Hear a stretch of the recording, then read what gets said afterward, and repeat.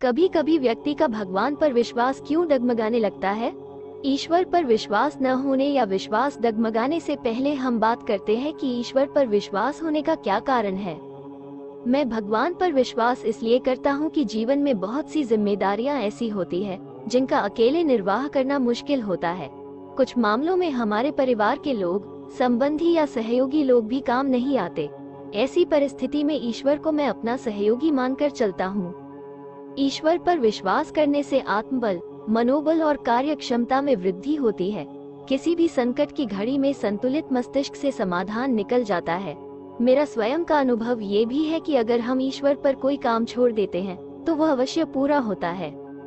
ईश्वर पर विश्वास करने का एक अन्य कारण ये भी है कि अगर हमें कोई विशेष सफलता मिलती है तो उसका श्रेय स्वयं को देने पर अहंकार पैदा होता है, जबकि उसका श्रेय अगर ईश्वर को दिया जाए तो मन हल्का रहता है और आगे भी इस तरह से प्रेरणा मिलती रहती है।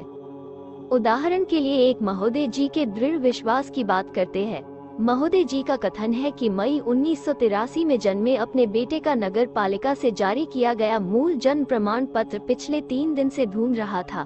बेटा अमेरिका में रह रहा है और उसको नए वीजा आवेदन के लिए मूल जन्म प्रमाण पत्र की सख्त आवश्यकता थी। इतने पुराने मूल जन्म प्रमाण पत्र की डुप्लीकेट प्रतिलिपि निकलवाना भी मुश्किल था। आज तक वो कहीं भी काम नहीं आया था। जन्म तिथि के प्रमाण के लिए बोर्ड का सर्टिफिकेट ही पर्याप्त माना जाता है।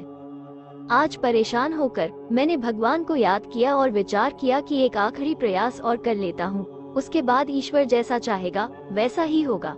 एक बहुत पुरानी फाइल जिसको कई सालों से मैंने नहीं देखा था, उसको देखने की प्रेरणा मिली और मुझे खुशी हुई कि वो सर्टिफिकेट उसमें सुरक्षित मिल गया। ये लाभ है ईश्वर पर विश्वास करने का। दूसरा उदाहरण मैं स्वयं का ही दे रहा हूँ। ये बात 2017 की है, जब मुझे दीपावली के 2 दिन बाद की बात है, जब मुझे अपने स्थान से जैसलमेर जॉब पर जाना था। मेरे स्थान से जैसलमेर 800 किलोमीटर दूर पड़ता है और दिल्ली रेलगाड़ी से मुझे जैसलमेर जाना था। मैंने शाम 7 बजे दिल्ली के लिए ट्रेन पकड़ी और जब ट्रेन आधे रास्ते पहुंची तो मुझे आभास हुआ कि कोई मुझसे कह रहा हो कि खाना खा लो। मैंने इस आभास को अनदेखा कर दिया, मगर कुछ देर में फिर मुझे आभास हुआ कि दोबारा किसी ने बोला कि खाना खा लो, आपके लिए बेहतर होगा। लेकिन मैंने फिर से उस आवाज या आभास को अनदेखा कर दिया। जब ट्रेन एक स्टेशन पर रुककर चली तो एक व्यक्ति आया और मेरा बैग उठाया और चलती ट्रेन से कूद गया। ट्रेन की स्पीड ज्यादा नहीं थी। अब ये देख मेरी बुद्धि ने काम करना बंद कर दिया कि क्या किया जाए। मैंने खिड़की के पास देखा तो बैग उठाने वाला व्यक्ति इतना डरा हुआ था कि जैसे उसने यमराज को देख लिया। इतना हुआ ही था कि मुझे एक बार फिर आवाज सुनाई दी कि कूद जाओ। इतना सुनते ही मैं ट्रेन से कूद गया। ट्रेन से कूद जाने पर मेरे शरीर से कंट्रोल हट गया और मेरे पांव ट्रेन के पहियों से टकरा रहे थे। जब इसको मैंने महसूस ही किया कि मेरे पांव कटने को है तो मैंने पूरे सच्चे मन से मेरे इष्ट देव को पुकारा, हे माँ बचाओ। आप विश्वास नहीं करोगे कि मैंने अपने आप को पटरियों से दूर पाया। मैं वहां से उठा और देखा कि वो चोर मेरा बैग वहीं पर छोड़कर भाग गया और मैंने अपने कपड़े की हालत देखी तो कपड़े की हालत से ये कह पाना मुश्किल था कि मैं बच गया इस हादसे से। मैंने बैग उठाया और टिकटघर की तरफ चल पड़ा। वहां जाके कपड़े बदले और मेरा दायां हाथ का अंगूठे में चोट आई थी। उस स्टेशन से घर तक का रास्ता कम से कम 100 किलोमीटर का है जो मुझे तय करना था और चिंता यही थी कि कैसे घर जाऊं। दोबारा इष्ट देव का नाम लिया तो वहां 2 व्यक्तियों ने मेरी सहायता की और साथ ही उन्होंने अगले स्टेशन पर टिकट खरीदने में भी सहायता की। उसके बाद तो अविश्वसनीय घटना हुई कि मुझे घर पहुंचने तक आगे से आगे सहायता मिलती गई। ट्रेन से कूदने पर चोट तो आई मगर मैं सकुशल था, परंतु चोट से सारा शरीर में दर्द था। यही मेरा विश्वास था पहले और अभी भी दृढ़ विश्वास है और हमेशा रहेगा, क्योंकि ईश्वर आपकी सहायता तब करते हैं जब आप उनको सच्चे मन से पुकारते हैं और आपका विश्वास दृढ़ हो।